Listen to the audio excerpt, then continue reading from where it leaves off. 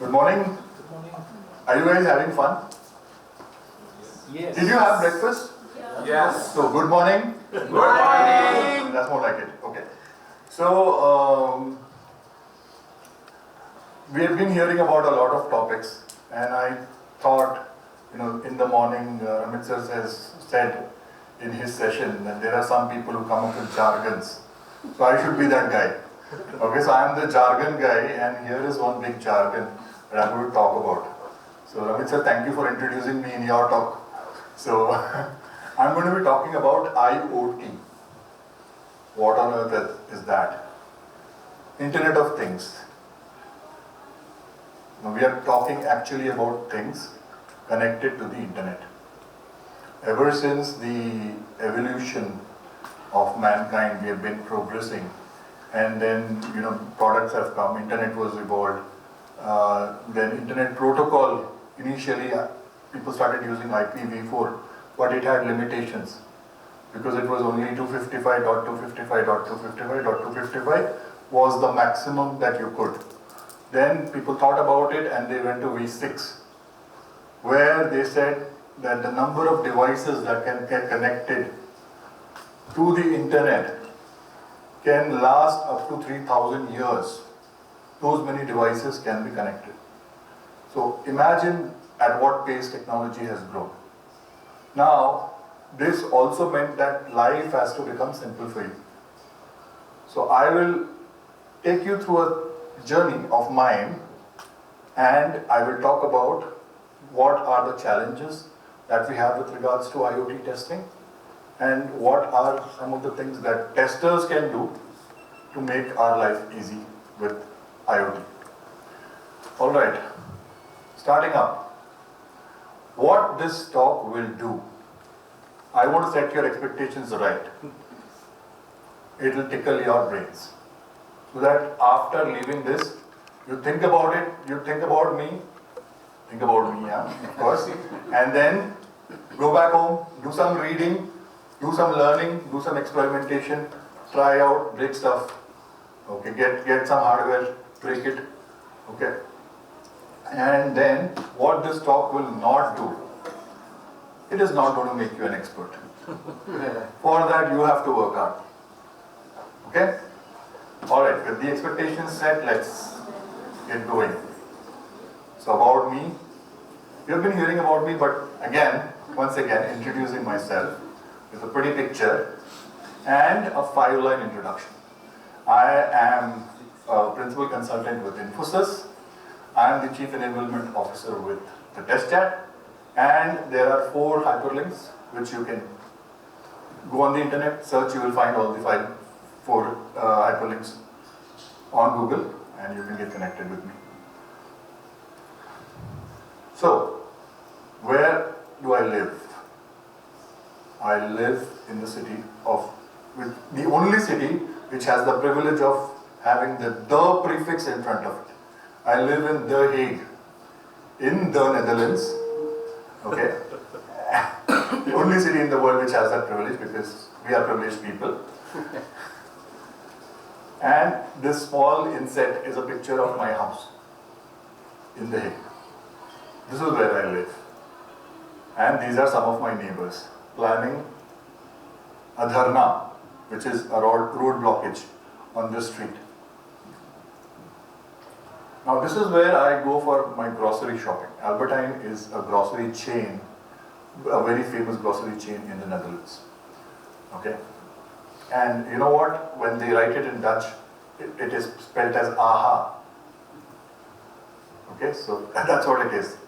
Now the reason behind this AHA is what you see here. It is an automated grocery arrangement system. Okay, so when one rack is getting empty, there is a notification that is sent, and then stuff comes in, and then it gets arranged. Okay? So this is something that Albertine has, and this is controlled over the internet. Okay? Now, I flew from the Schiphol airport in Amsterdam, which is in the news these days for all wrong reasons. it is understaffed and there is a lot of crowd and people are waiting for 5 hours and missing their flights and all of that stuff. But otherwise, it's a beautiful airport with an automated baggage handling system. So when your bag, at the check-in desk you give your bag, it goes through a system where an automated vehicle comes and picks your bag and takes it to the plane. Okay, there is no human intervention involved. When the plane arrives, it is again put back on the AGV and it comes on the baggage belt. Okay, it is configured in such a way that it will know to which baggage belt it has to go. It will come to you. This is a picture of, a very small picture of what is called as an electron microscope. And this is some of what some of my customers work with. An electron microscope has the power of magnifying any object million times. They say that this company claims, I'm not going to name them, but they claim that using their electron microscope, if you are on the moon and if you look at Earth, you can see the veins of a leaf. That level of magnification. Okay? So this is also connected globally to the internet. So welcome everybody to the future. This is what we are talking about. Now we have been hearing about smartphones, smart TVs, smart homes, smart offices, smart cities, smart country, and so on and so forth. And the thing that is making that or enabling that is Internet of Things. Now, as we may think that it is very easy, or it may be very easy, let me tell you about layers of the Internet of Things. At the bottommost layer is the perception layer, where there are devices with sensors. Okay? Then is the processing layer, where all the information that is captured by those sensors is processed. And then it goes to the communication layer, where there is transfer of that information taking place. So whatever information you are capturing, it is getting processed and it is getting transferred. So another important consideration here comes in is, you are talking about protocols. Because the moment you're talking about messages, you're talking about data transfer, then you have to start thinking about that. Then you have got the middleware. Okay, middleware could be something like a gateway, which takes this processed message out to the external world. And in the external world, you have your web or a mobile or a button that you need to press, or say something. It could be a gesture control as well. So all of this is a simple layer by layer strip down of an IoT ecosystem. Now when we talk about this, imagine what kinds of testing that you would have to do. Here is it. Obviously, you have to do your unit testing, your component testing. Your product needs to be tested. Then, there is a subsystem testing, because it keeps on growing. Then you have system testing, and then you have a site level implementation. Now imagine implementing an automated baggage handling system. So every little detail, every little program, every little hardware, every little software, the firmware needs to be tested at a unit level, and also when they come together as components, and then it grows on to become a product, and it becomes a subsystem, then a system, and then finally it is implemented in the site, which is the airport. Actually, so you would need to test it across that. Now imagine the complexity. You have the layers and the different types of testing that you have to do. So if anybody was thinking that IoT testing is a piece of cake, well, I have news for you. You are running into a mesh. Not a mess, but a mesh. Okay? So, considering all this, what are the things that I need a solution for? Number one is data, which is my biggest constraint. From where will I get the data? Right? Then, number two is environment. how do I build an environment which mimics such a large system? Can I make an environment as big as an airport? I need that for my testing, but I need to do it somehow, right? So yes, there are such sites which cater and which are like miniature airports where they do the experimentation for site implementation. Okay, so right from the unit level, from the smallest component to the biggest site level implementations, the environment consideration is very important. The third constraint is convergence. The moment I start talking about IoT, you have to think that you're not only going to test the software, you have the hardware also, and then the two come together. So, if you think your life is going to be very easy only doing software testing, again, news for you, you have to learn about hardware testing also. And that's where, stuff like embedded testing comes in. And the great news is the session after this is going to be done by Balaji, who's sitting here, who's an embedded testing expert. So he will tell you into the details of what you need to do with regards to hardware testing. So Balaji, I promoted your session, but I'll take the money later.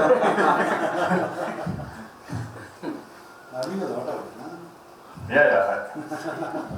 You asked me, right, did I get the money?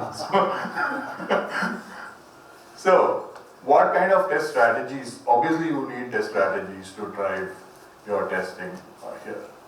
The two most prominent test strategies are, of course, risk-based testing and model-based testing. Risk-based testing, I don't want to go into the details. All of you know that when you get requirements, you analyze the risks, you prioritize them, and then you design your tests according to the priority so that your life becomes easy. You know exactly what needs to be tested first, what next, and what next. Right? This is simple risk-based testing, and it is purely, the risk is the basis of your tests. That is why it is risk-based testing. The other one is model-based testing, which is a part of model-based system engineering, which is applied for designing these IoT systems. So the design is also again based on models, because obviously when you are talking about such a large ecosystem, you will have to break it down into models. You will have to picturize that, visualize that. How many mechanical engineers? Anybody from mechanical background here? Yeah, okay. So you've used CAD/CAM software, right? That's what you did, right? Yeah. Take the replica of that on your system and then play around and make sure that, okay, it is doing the exact same thing that the system would do. Right? So it was you are basically modeling. So that is what needs to be done. So model-based design, model-based architecture, model-based development as well. The development activities that need to happen, whether it is on the hardware side or whether it is on the software side, will have to be based on the models that are created. And of course, your tests will be also done on the basis of models. And models need to be constructed in such a way that they feed into your test design. These days, there are software available which generate tests for you based on the model. So, having understood this, I want to talk about model of models, which is the digital twin. I spoke about CAD/CAM software, which was a smaller example of, small piece of hardware, you model it. But what happens when you have something like a wind turbine, which can also be controlled through IoT, or a baggage handling system? So what you need is an exact replica, but in a computerized format, in a format that you can see on your screen, and that is known as digital twin. It is having the exact same configuration as your actual device, exact same parameters that your actual device has. So whatever changes you do here should reflect in the actual system and vice versa. If there is a breakage there, it will be reported here as well. It will show you as broken. That is what a digital twin does. And these days, all the organizations or companies which are working on such projects, whether it is wind turbine or whether it is in terms of, there are So along the Netherlands coast, there are dikes that are built. That is to stop the seawater coming into the land because Netherlands is below the sea level. Okay, so that's why dikes are built. Now there, people have been setting and experimenting with equipment that can measure the tidal wave, which is used for a lot of other things, including their agricultural purposes as to how much water we need, what is the level of the tide, what sort of weather patterns, and everything is monitored. Now all of those hardware or whatever is fit needs to be tested somewhere, right? And this is how you do it. So this is all high-end technology. Okay, technology we may or may not come across in our lives, doesn't matter. Okay, even I just scale it down and give you an example of a smart TV. A TV can fit into a room, people can actually test it sitting in front. But these days the screen sizes of the TVs are going bigger and bigger and bigger and bigger. How many of you have an 80-inch TV in your house? How much? 80 inches. 80. Not 80, but 65, 70. 60. So 65, 70 is the average, but a lot of people have these 80-inch TVs because they want to have that studio, that theater experience in their house. They build a room specifically only for the TV. Like a studio, like a, Now how do you test that piece? You will not give every tester 80-inch TV to test that, right? With the components. You will have to scale it down somewhere, picturize that and test it. Forget about TVs also. Mobile phones, smartphones. How many times will you give smartphones of every model that your company has planned to launch? For example, if you are a Samsung or an Oppo or somebody like that who's releasing model after model after model every month, literally. Is it possible for you to do that? To test every physical device, every configuration change that you've done? No, right? So you will have to design it somewhere, get a digital twin, scale it down, test it, and then make sure you're launching it into the market. Now, having said that, we've looked at how we can do it. So what are the test possibilities? So test possibilities here, of course, you can do functional testing. Okay? Functional testing, you can do at unit level, you can do at component level, you can do at product level, site level, you can do all of the functional testing. And you can do also other tests. Now, I have written other tests and not non-functional tests. I will tell you why. Because when you talk about performance testing or security testing, you have to exercise the functionality of the product to actually evaluate the performance of the security or whatever. Which means it is also functional in a way. Right? But because traditionally people are used to calling it non-functional, it has become a trend. But I don't like to use the term non-functional testing. Another one of the don'ts that I always say. So, I'm the don'ts guy in the testing industry. A lot of no's from me. So, anyways, all of the IoT testing that we talk about, usability, scalability, accessibility, all the IoT testing comes under the other test category, including your performance and stuff. So there is this interesting question that I had asked in one of the conferences when they were talking about, IoT and big data and all that. Is it possible to do all your IoT testing using a digital twin? And strangely, the panelists who were supposedly experts did not have an answer. The real answer is, that is the exact purpose of the digital twin. To give you such results.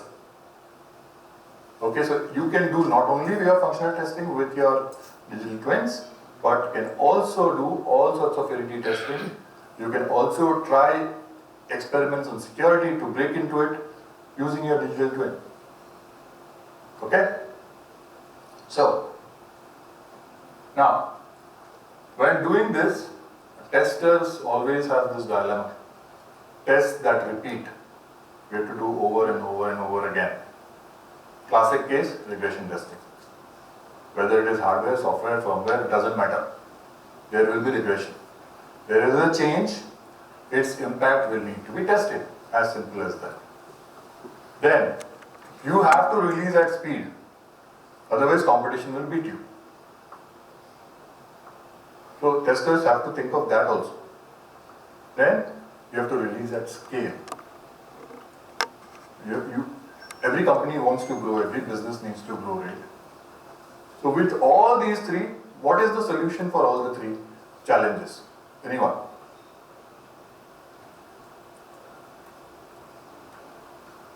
Automation.